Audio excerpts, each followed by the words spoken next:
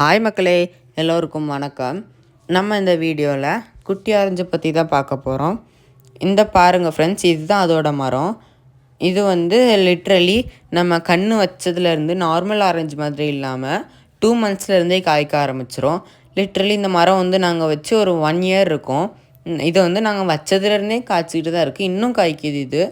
இது வந்து ரொம்ப பெருசாக வரும். பெருசாக பாருங்கள் ஃப்ரெண்ட்ஸ், நான் பறித்து காட்டியிருக்கேன். எப்படி இருக்குன்னு பாருங்கள். பழுத்தது வந்து கொஞ்சம் எல்லோயிஷ் கலரில் இருக்குது. காய் வந்து அந்த க்ரீன் கலரில் இருக்குது. காய் வந்து ரொம்ப புளிப்பாக இருக்கும்.